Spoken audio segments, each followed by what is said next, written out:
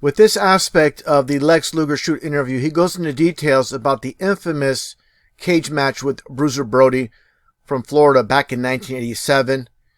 And here you see Lex Luger, of course, and Bruiser Brody side by side. And let's get right to it, where Luger goes into details about what took place, again, back in 1987. Before the match, nothing.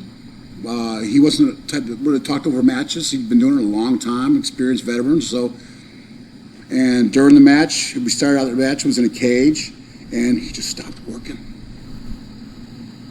I look at the referee looks at me. I'm saying to him, did I do something wrong? You know, I'm a really experienced guy. I have nothing but respect for a guy like that. I'm like, hey, have I offended you? Have I done something wrong? And he wouldn't answer me.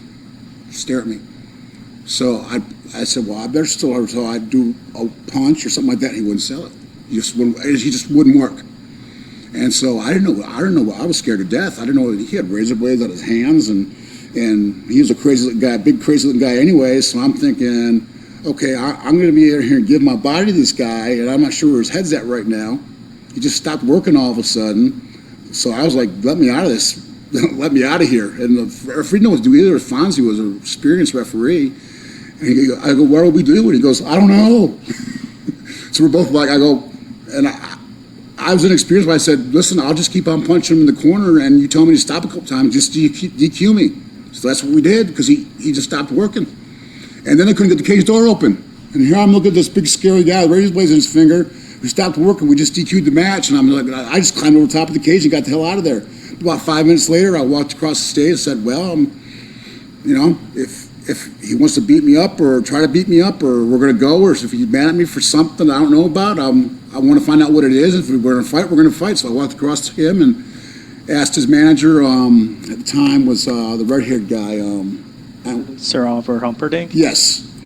And I'm going to stop right here. And I think what happened was Luger unintentionally potatoed Bruiser Brody, and this what set things off. And obviously, Bruiser Brody stopped working is not very professional. There's a way to conduct yourself as a professional, being a veteran such as Bruiser Brody at this time, and just keep going and get that DQ and get out of the ring and not stop working. That's very bad for business. And listening to a lot of shoot interviews from veterans, they even said Bruiser Brody was out for himself, that he was in business for himself. Let's continue.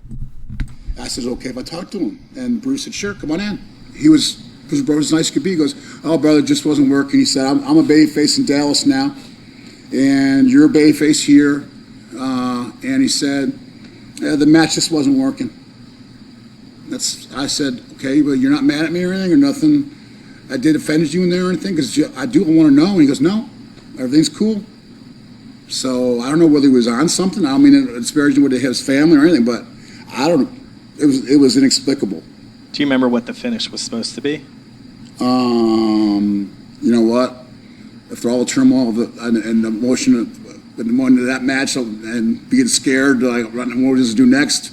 When you're, I'm not scared. I mean, most of the toughest guys I met are fight scared. And basically, like I mentioned earlier, I really believe that Luger at one point potatoed Bruiser Brody, and this is why Bruiser Brody had enough and wanted to basically stop working. He called the match. Take a look at Brody as he rubs his face and he checks his hand, specifically his right hand, twice here. And I believe this is why Bruiser Brody said, I had enough. I'm just going to stop working right there. He keeps rubbing his face and looking down at his hand like something happened, obviously, with the potato from Luger. Definitely, I believe this is why Bruiser Brody, like I said, had enough and just stopped working. And basically, due to Lex Luger's inexperience, this is why this match went the way it did. You know what I mean? But, so I wasn't scared, but I was scared at the same time, like thinking what I do wrong, and but he was totally. I don't even remember what the finish was. I don't know what he was going over or I was going over. I don't even remember that now because of what happened in the match. I was just like, only I tried to home. It's just inexplicable. I mean, it's just he just stopped working. That helps. That just doesn't happen.